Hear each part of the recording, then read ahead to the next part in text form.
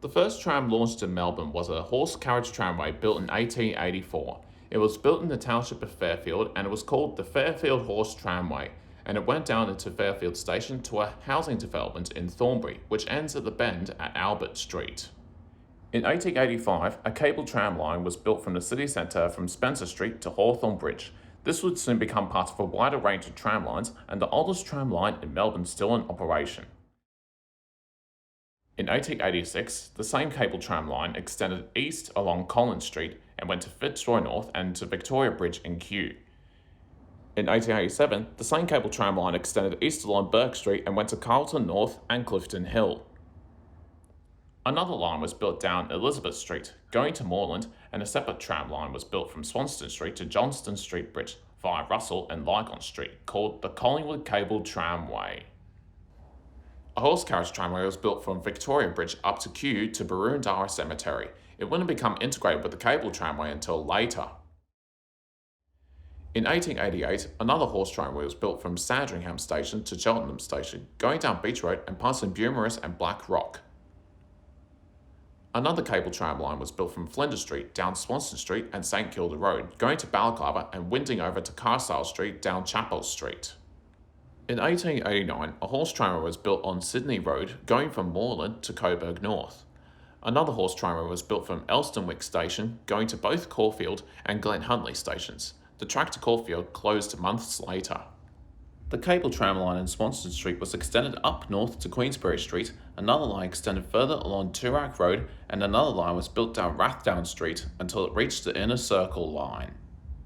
The Box Hill and Doncaster Tramway Company opened an electric tramway between Box Hill and Doncaster, the first electric tram in Melbourne.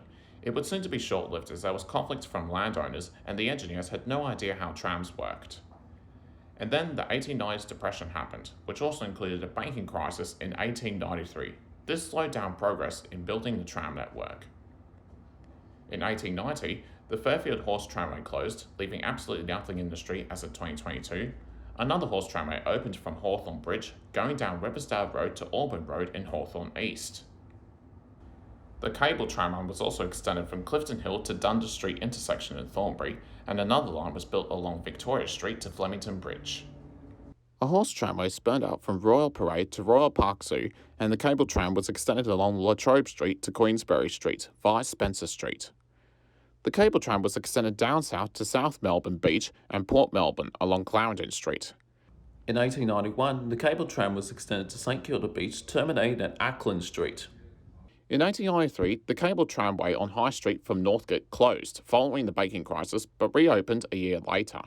In 1894, the horse tramway to Glen Huntly Station closed, and the Box Hill electric tramway closed in 1896. In 1897, the tramway to Northgate closed again to cut down operating costs, but reopened once again in 1901.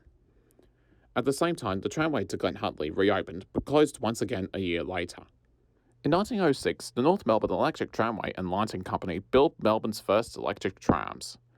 A tramway was built from St Kilda Station to Brighton. The section on Barclay Street and Grey Streets was soon to become known as the Balloon Loop.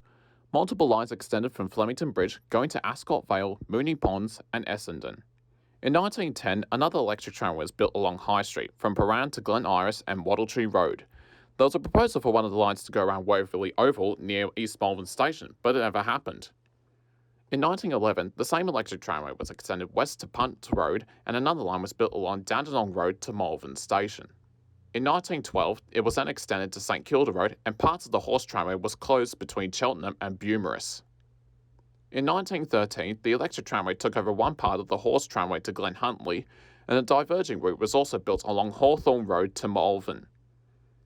The electric tramway also built a line from St Kilda to East Malvern, and another line extended further along Glenferrie Road to Kew, where tramlines split out in both directions along Cotham Road, meeting with the horse tramway and going out to Burke Road. And then World War I happened, but that barely stopped the growth of Melbourne's tram network. In 1914, the electric tramway extended further along High Street closer to Glen Iris train station. In 1915, electric tramway took over the horse tramway in Kew and extended further along High Street.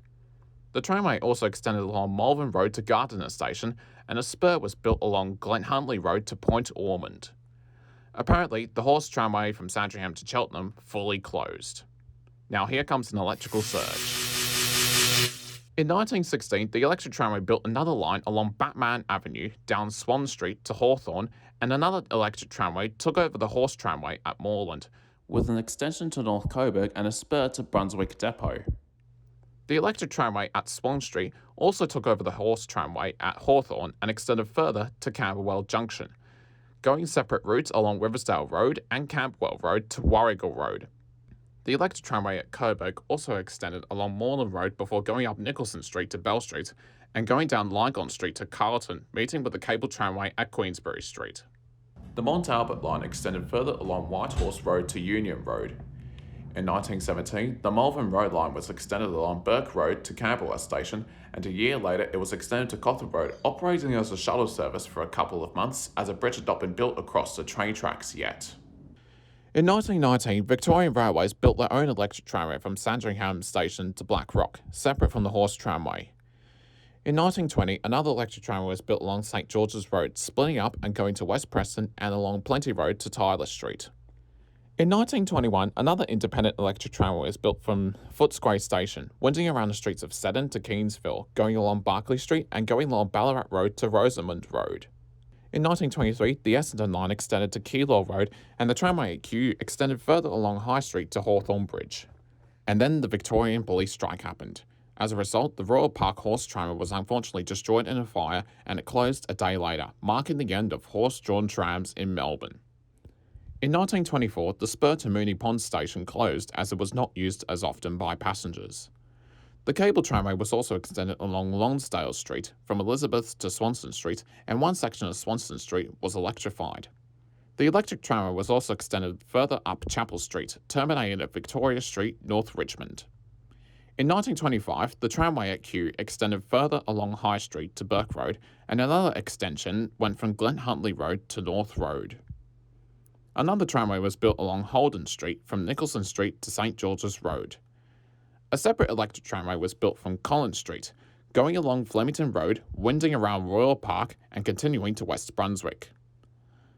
Another electric tramway was built from Southbank along Sturt Street, going to Domain Interchange and going along Clarendon Street to Fitzroy Street. A tramway opened between Kingsway and St Kilda Road along Domain Road, and tramways along the St Kilda Beach corridor was electrified, creating the St Kilda Beach balloon loop.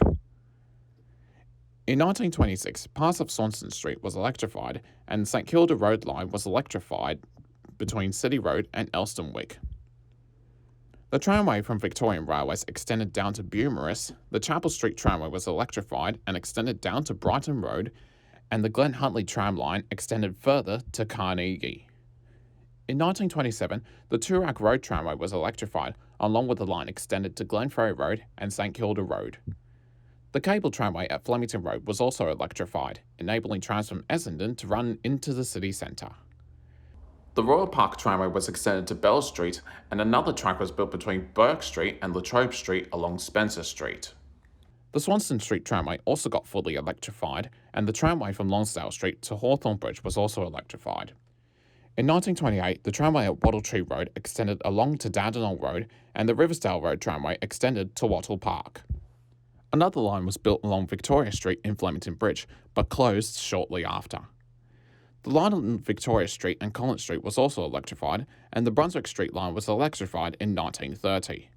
And then the Great Depression happened, which caused the progress of electrifying and expanding the tram network to slow down once again. In 1931, Victorian Railways closed their tramway between Blackmock and Beaumaris. In 1935, the Victoria Street tramway in North Melbourne got electrified, and the Elizabeth Street tramway got electrified from Flinders Street to Haymarket. In 1936, the Sydney Road tramway corridor was electrified, and the cable tramway on Spencer Street closed. In 1937, the Essendon tramway was extended to Gillies Street, and the East Kew line extended to Bulling Road. The cable tramway in Port Melbourne closed to be replaced by bus services. Another electric tramway was built down Clarendon Street and annexed the former cable tramway to South Melbourne Beach. The Hawthorn Road tramway also extended further down south to Nepean Highway. In 1938, the East Kew tramway extended to North Balwyn, and the Collingwood cable tramway closed in 1939, being replaced by bus services, marking the end of cable-hauled tramways in Melbourne. At the same time, trams along Holden Street began to cease operations, with the southern track being removed and the northern track remaining for depot transfers. And then, World War II started. The Rathdowne Street tramway closed down in 1940, being replaced by buses, and the tramway at Ascot Vale extends itself over to West Maribyrnong Defence Site. In 1941, a branch was built from Raleigh Street to a defence explosive factory in Maribyrnong, and another branch was built from Ballarat Road to another ammunition factory. Tram services along Holden Street began operation again for the duration of the war. In 1942, a tramway was built between Ascot Vale and Moonee Ponds Junction, and the Essendon tramway was extended up Matthews Avenue to Essendon Fields Airport in 1943. In 1944, the Kingsway tramway extended from Sturt Street to Collins Street, going along Queensbridge Street. However, William Street and Queensbridge Street don't match up, which is why there are two curbs built on Flinders Lane. After the Second World War in 1950, tram services on Holden Street dissolved, with the track only being used for trams going to some depot. In 1931, an electric tramway was built on Latrobe Street, going from Spencer Street to Brunswick Street. In 1954, the tramways terminate at the ammunition factory, and the defensive explosive factory in Maribyrnong was extended to connect with each other, connecting Footscray trams to the rest of Melbourne. In 1955, the electric tramways rebuilt the now former cable tramway to Northcote along Burke Street and High Street, finally connecting High Street with Plenty Road. In 1956, the same tramways rebuilt the Nicholson Street tramway out to East Brunswick. Eventually, Victorian Railways closes the Sandringham tramway and also closes down the Brighton line between 1957 and 1959.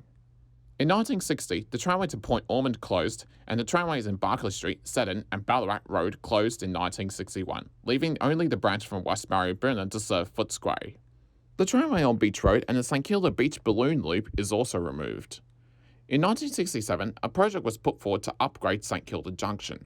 As a result, the tramway was built along Wellington Street in 1968 as a detour for trams and closed in 1970, the same time St Kilda Junction was upgraded. In 1976, the Holden Street tramway closes and the tramway to Essendon Fields Airport closed. In 1978, the Burwood line extended further to Middleborough Road. Eventually, in 1983, after 63 long years, the Plenty Road tramway extended further to Boulderwood Parade.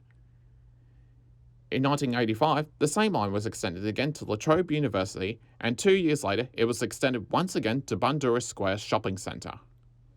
Eventually, the Port Melbourne and the St Kilda railway lines get annexed by the tram network in 1987. In 1992, the Essendon tramway extended itself further to Airport West.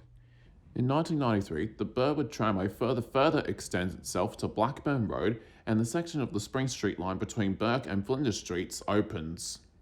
In 1995, the East Preston tramway extends itself further to Bundoora RMIT.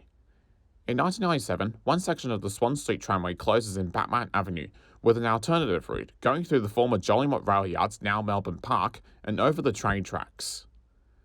In 2000, the Latrobe Street tramway was extended west over the train tracks to Etihad Stadium, which is now Marvel Stadium, and the Collins Street tramway was also extended west over the train tracks to Harbour Esplanade in 2002. In 2003, the Flinders Street tramway was extended west under the train tracks to Harbour Esplanade, and finally, after 87 long years, the Mont Albert tramway was extended to Box Hill. In 2005, a new tramway was built along the Harbour Esplanade to Waterfront City Docklands, and the Burwood tramway extends to Vermont South, the most recent tram extension in the outer suburbs as of 2022. The Collins Street tramway extended over to Victoria Harbour Docklands in 2009, the most recently built tram extension as of 2022. And that is how the Melbourne Tram network came about to how it is today.